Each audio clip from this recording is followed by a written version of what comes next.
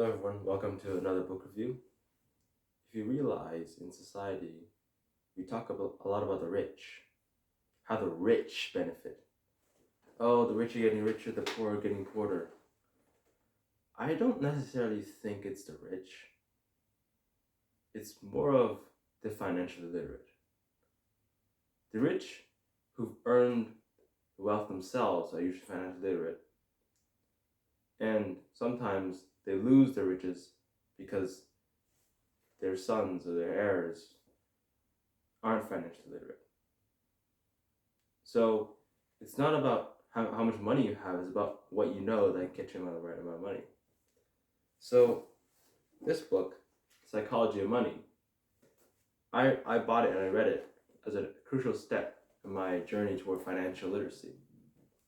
Now, you know the famous book, Rich Dad, Poor Dad?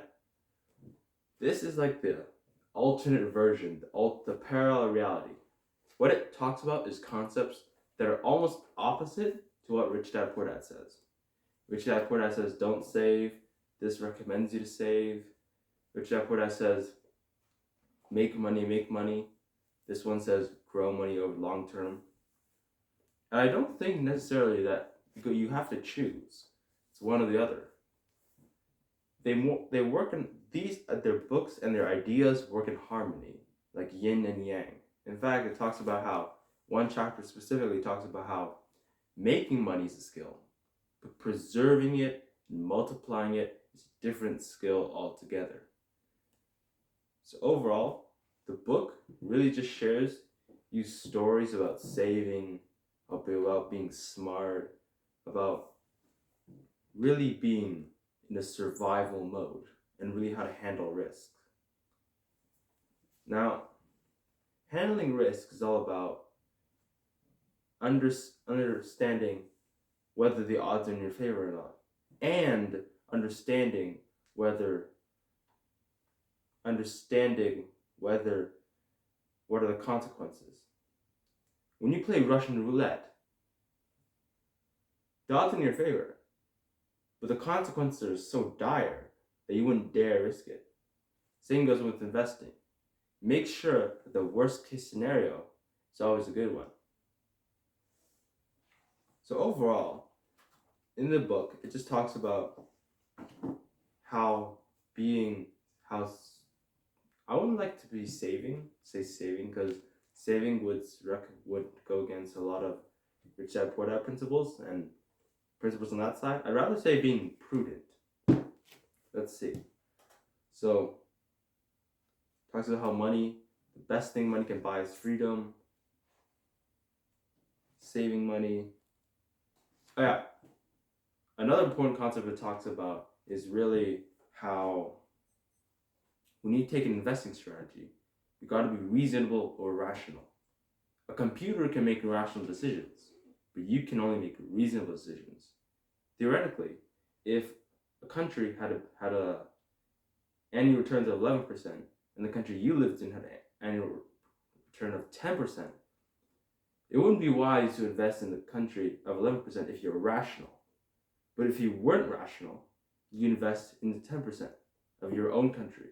Because when things go bad, you'll lose your rational, and you'll take your money out, and you'll lose more money than if you just kept in the 10%. So, a lot of these life lessons in here, books are cheap at $10. It's usually, these lessons can be only learned through years of experience and thousands and hundreds and tens of hundreds and millions of dollars wasted to figure out what's in here. So I recommend that everyone buy this book if you're interested in getting financial literate and preserving and multiplying your wealth over the long term. Not too long term. It's more of a philosophy for multiplying over long term. But I recommend that this book, you also get Rich Dad Poor Dad, because they'll balance each other out. It's like, in fact, it's actually like Rich Dad Poor Dad. It's the educated dad, and Rich Dad Poor Dad would be the rich dad. So you'd have Rich Dad Poor Dad in your real life. Think about that. you'll be able to maybe even write a book of your own one day.